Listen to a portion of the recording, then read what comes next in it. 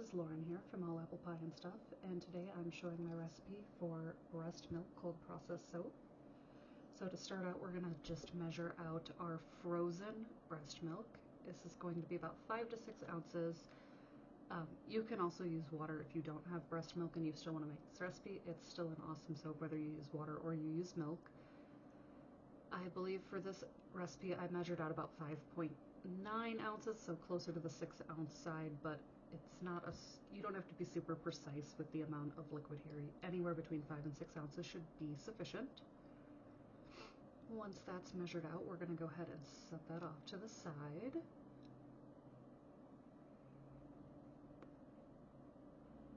Don't mind me cleaning up here.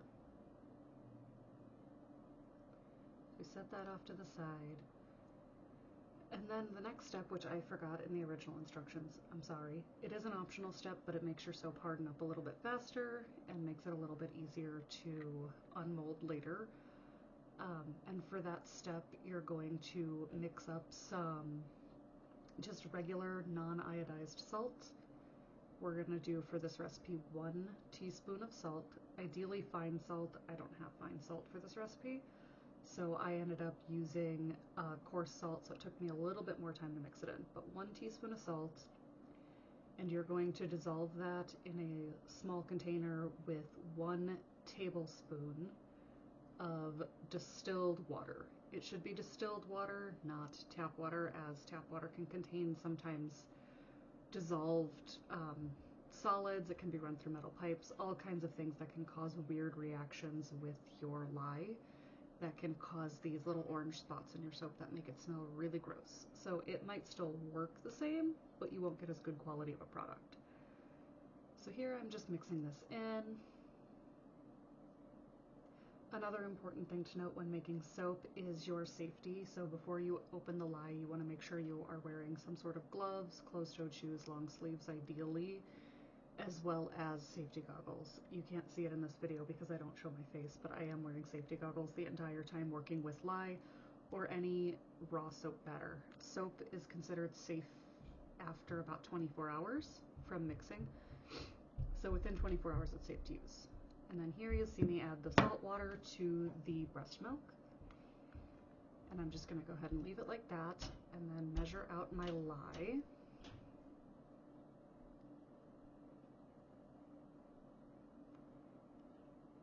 And for this recipe, you need 2.1 ounces of sodium hydroxide lye. I will go ahead and put a link in the comments to the one I prefer from Amazon. I also have another version of this recipe that discusses how to use the pre-mixed lye water solution from like Hobby Lobby. It's going to be a little bit different. You won't be able to use as much breast milk if you use that pre-mixed solution from Hobby Lobby, but you can still make a decent breast milk soap here. And then it is an important thing to note that lye is extremely caustic. It can cause serious chemical burns, so you want to make sure you don't have kids or pets running around while you're doing these steps. The next step is going to be to start very slowly adding the lye to the milk. And if you notice here, I added a little bit at the beginning, probably 1 to 2 teaspoons worth of lye here, and I'm going to just mix that into the frozen milk and just keep going. It's going to take a long time. I want to say I cut a lot of footage out of this video, but this took me roughly 10 to 15 minutes to mix the lye in fully. And if you notice here, I'm feeling the edge of that jar. I'm trying to feel if it's getting too hot. If you're adding your lye quickly, you run the risk of the heat spiking too fast and it'll burn the sugars in the milk. It will still make a perfectly good soap, but it can make it smell a little funky at the end. And then you'll notice here, as I'm holding onto the jar, I feel like it's getting a little bit too warm. So pretty soon here, I'm gonna go get a water bath, or an ice bath, sorry, set up. And I'm going to just place my jar in that ice bath, which is just, you know, regular tap water and ice cubes. This isn't actually touching your soap, so it doesn't have to be distilled water. But you're going to put your jar or whatever container you're mixing in that ice bath to continue stirring the lye in, and this will keep your temperatures nice and low so that you don't end up with any caramelized milk solids. And for this recipe, I tried to make sure that I was getting every last little bit of lye. My lye that I'm using here is a little bit on the older side, so it's lost some of its potency. If you're doing this with new lye, it'll likely spike a lot hotter than mine did, so just keep a very close eye on it. You can use one of those laser gun thermometer things to check the temperature. You want to keep it as low as possible. I used to have a wonderful laser thermometer, but my son thought it was a bath toy, so that is no more. So for this recipe, I'm doing it kind of the old-fashioned way, where you feel the outside of your containers to kind of gauge how hot or cold your ingredients are. In soap making, the lower the temperatures, the slower this is all going to happen. Another thing you might notice at this point is that the breast milk in the jar is starting to turn kind of that like creamy yellow color. That's because the fats in the milk have already started reacting with the lye to make soap. So there's going to be just a little bit more time here of me mixing this that I didn't cut out. Again, I did spend close to 15 minutes stirring this lye, and you'll see in a little bit I'm going to start taking the spoon and scooping to the bottom and trying to see if there's any undissolved crystals. It's kind of hard to see when you're mixing into a milk if all of your lye is dissolved, but you really want to make sure there's no crystals left, because if there are, those can leave pockets of lye in your soap at the end. That would make it very unsafe to use. You'd be at risk of chemical burns.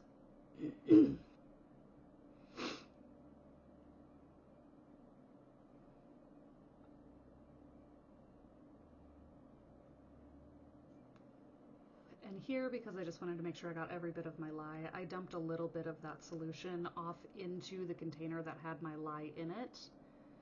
Just a little bit of the liquid, and I'm going to give that a really good stir to try and scrape any excess lye off the sides, and then I'm going to add it back to my big jar here.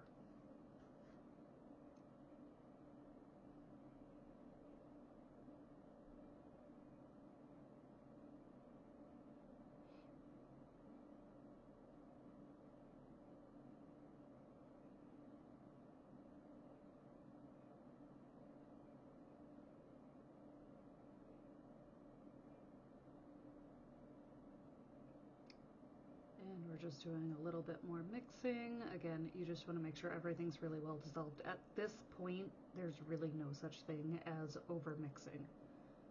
So it can take a longer or shorter amount of time depending on how large your lye crystals are. They do have something called bead lye, which is very small uniform crystals of lye. Bead lye is great for dissolving quickly, but it can be a little bit more difficult in that it gets staticky, so you'll have pieces of lye sometimes not make it in the container. I'm using flake lye here, which is just a little bit safer because it doesn't stick, and you'll see there are some undissolved lye crystals, so I'm going to keep mixing because it's not done yet. Another just important safety tip when you do start to mix your lye: if you get lye anywhere on your body, you want to rinse it with plain water.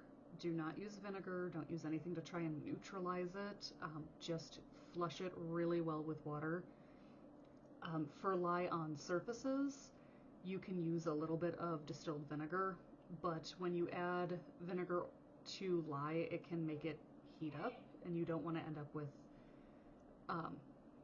more damage to your skin than necessary by trying to use vinegar on a lye burn. So always clean your lye off your skin with water.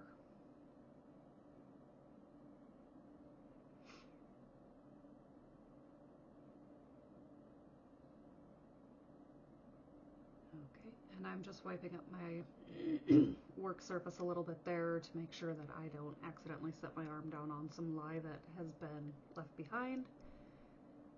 And now my lye is going to get set aside, and I'm going to get set up here to start measuring out my oils. Your fats and oils in your soap are what give it the good moisturizing properties. So we're starting out with extra virgin olive oil. This can be any brand as long as it's olive oil and not like olive oil pomace is going to have a different saponification value. So olive oil pomace would need to be rerun through a lye calculator if you were going to swap that out for, you know, in place of the extra virgin olive oil. And we're going to do 12 ounces of olive oil in this recipe. And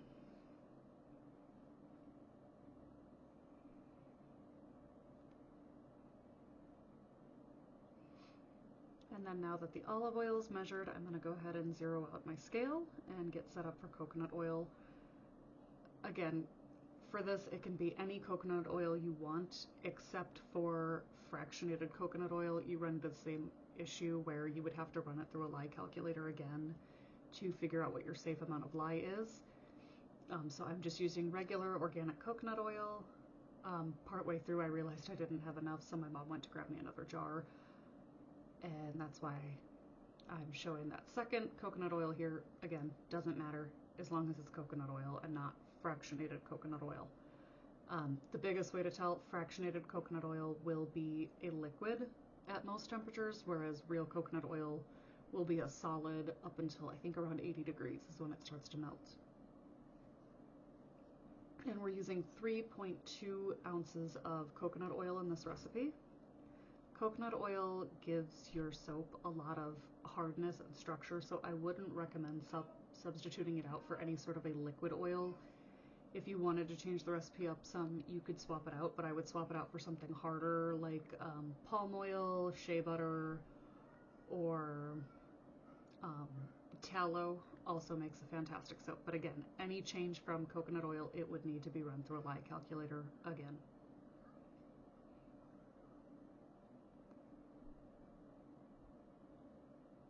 And right here, I put a little bit too much.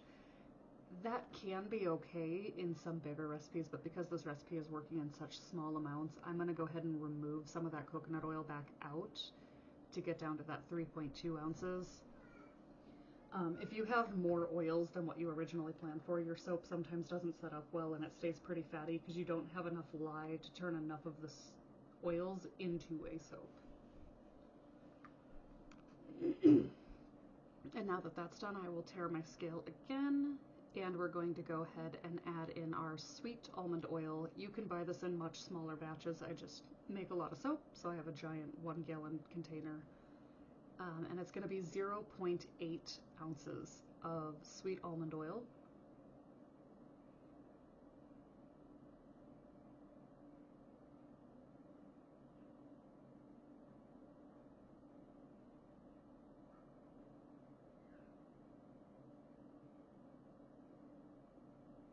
And now that that's done, I'm going to go ahead and turn off my scale. And I'm going to bring this whole bowl over to the microwave to start melting that coconut oil down and getting it all incorporated really well together. And I'm just going to go ahead and do this in 30-second bursts. This took me about a minute to melt all of my oils out until I had a nice fluid concoction of my 3 oils here. And just in between goes in the microwave, give it a really good stir, because ideally you want to keep your temperatures as low as possible for this recipe so that you can work a little bit quicker.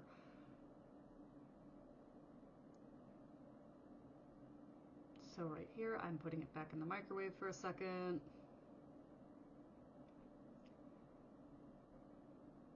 And we're back.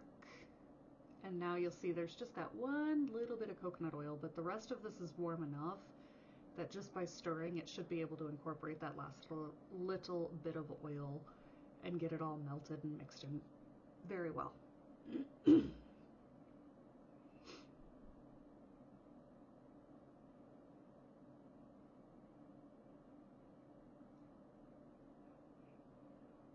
Once everything's mixed and you have a good clear pot of melted oils, you can just go ahead and set that aside. I have it set over here with my lye, and I'm waiting until both containers come to room temperature. If you were using a thermometer, you would ideally want them to be within about 10 degrees of each other.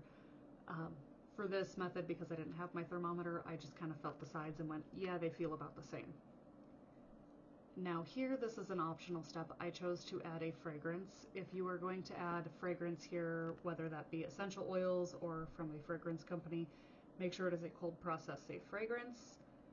For essential oils, I will drop the calculator below to figure out how much essential oil you can use per batch of soap. And right here I'm going with just a very light fragrance. So I believe this is considered to be 1% by weight of my lavender oil. And again, this step is optional. You can leave it as an unscented soap, but I really like lavender, so I decided to do some lavender oil here, and I'm going to do 0.2 ounces for this particular batch.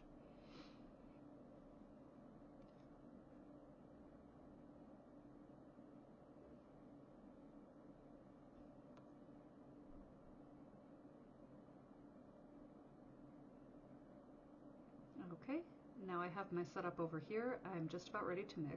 I'm going to take my stick blender insert and tap it a few times just to make sure any air bubbles are out of the stick blender. And then I'm going to add my breast milk and lye solution. Ideally, you would be doing this in a slightly smaller bowl. My bowl here was too big, so my blender head was not immersed very well, which is why some of the footage of me actually blending it up is going to be cut out from here, because I had to set my phone down to stir it, or to blend it, rather.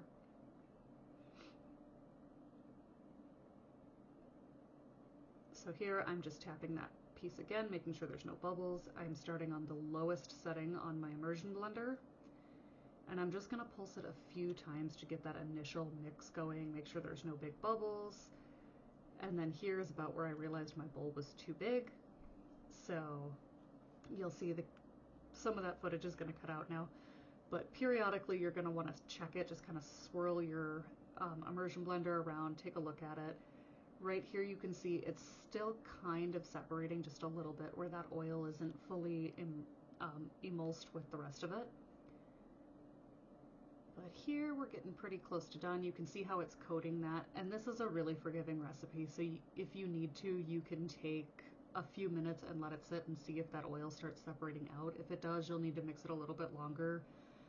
I believe for this recipe I ended up mixing for about 3 minutes. Once that's done, you can go ahead and add your fragrance if you're choosing to do so. Important to note, a lot of times florals can cause something called acceleration, where your soap starts to set up really fast. And in that case, you'll just want to get it in the mold quickly. If it causes something called ricing, it's where it makes like it looks like wet rice. You can run your stick blender through it one more time once you have the fragrance in, and then put it in your mold quickly, and that should smooth out any of that weirdness. But if you are adding fragrance, make sure to stir super well, because any pockets of fragrance that aren't mixed in well can be a little bit hard on the skin, and if you're planning to use this on your kids, you want it to be as gentle as possible.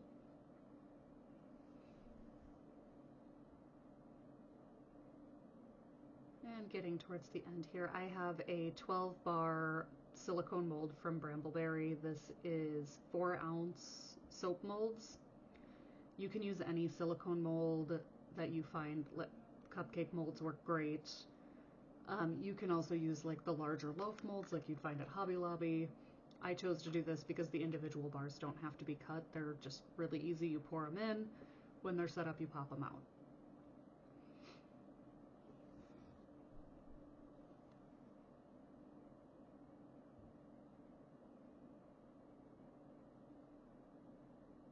If you do use something like a silicone cupcake mold and decide later you want to use it for actual cupcakes, I would recommend to wash it extremely well. And for all of your soap dishes, when you're washing them, I would recommend leaving them sit for a few hours to let it set up, and then continue to wear your gloves and your safety glasses and all of that while you wash the dishes, because that is still raw soap, which can be pretty hard on your skin and can cause chemical burns. So if you can let the dishes sit somewhere for like 24 hours, it's a lot safer to wash them, and then you don't have to take as many extreme precautions. And then from here, Okay. hi baby, I am going to spray the soap with a 90% rubbing alcohol solution, and that is to prevent the formation of what's called soda ash. Soda ash is totally harmless, but it happens on some soaps. I'll show an example at the end, but it's basically the reaction of lye with the air that creates a harmless salt that comes off with water. But I'm just going to give my mold a couple of taps to get any bubbles that might be in the soap up to the surface, and then spray it with the rubbing alcohol solution. 90% rubbing alcohol. I think I got it at the dollar store along with the spray bottle. And then my last step after that, before putting it away to set up overnight, is just to cover it with plastic wrap. And again, that's the same thing. It's just to keep it from getting too much soda ash built up on the surface. You can put this pretty much anywhere to let it set up. Ideally, you want it somewhere cooler, and if you are worried that your soap is heating up a little bit too much and it might scorch those milk sugars, you can let this sit in the fridge for 4 to 6 hours after you make it, and then take it out and let it sit for another about 24 hours. And then once I get that all tucked in, I'm going to go ahead and put it up.